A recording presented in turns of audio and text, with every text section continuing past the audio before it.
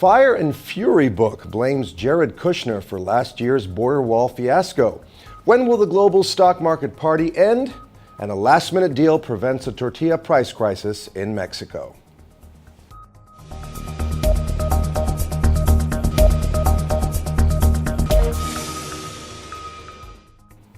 Hello and welcome to today's edition of Mexico News Network's Breaking News Business. I'm Joseph Garza.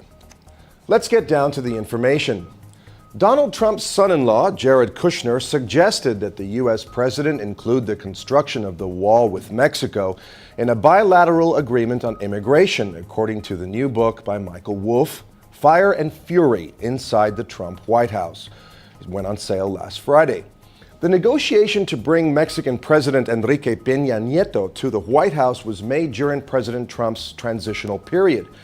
Kushner saw the opportunity to turn the issue of the wall into a bilateral agreement on immigration, a demonstration of the strength of Trumpian policies. The meeting to discuss immigration policy with President Enrique Peña Nieto was to be held on January 31, 2017 in Washington. However, on January 26, the U.S. president tweeted that there would be no meeting with Peña Nieto if Mexico did not accept to pay for the wall. Trump protested at the time that the United States had a trade deficit of $60 billion with Mexico. After that series of tweets, the president of Mexico abruptly canceled the meeting. This snub, according to Wolff, significantly belittled Kushner's political ability and embarrassed President Trump. In other news, on Thursday, the Dow broke the 25,000 barrier for the first time, and technology stocks are soaring to new heights. Cryptocurrencies like Bitcoin are adding a whiff of bubble-like mania. Three main factors are behind the charge of this ongoing bull market. Firstly, there is the gentle recovery in economic growth and increasing demand for companies' products across the major drivers of the world economy, like Japan and the emerging Asian markets, the Eurozone, and of course, most importantly, America. Secondly, there is the continuing stable expansion of that other engine of the world economy, China. It is the first time since the financial crisis that such a growth synchronization has happened. Thirdly, there is little evidence of increasing inflationary pressures, meaning interest rates are likely to remain at close to historically low levels. Bear markets follow bull markets like seagulls follow trawlers, ready to feast on the overconfident exuberance of investors chasing valuations ever higher. For now, though, the bulls are in charge and the bears are quiet.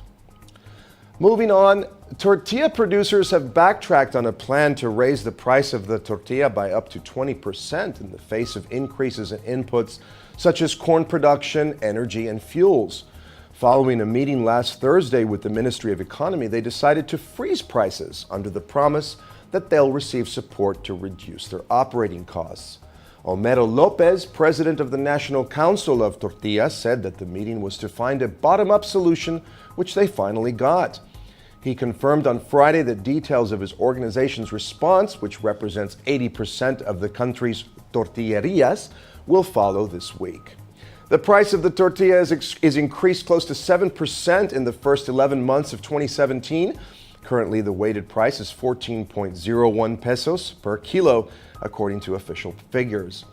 Increasing the price of the tortilla is a highly sensitive matter in Mexico, especially in the midst of the rebound in inflation that has climbed to 6.69%, a level not seen for 16 years.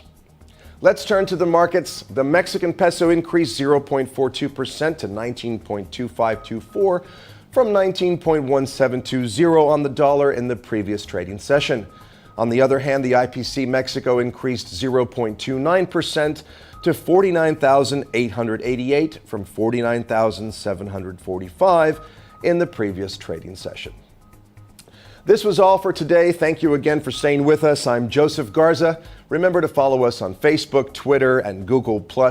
Log on to MexicoNewsNetwork.com for more information on Mexico and the world. Until next time.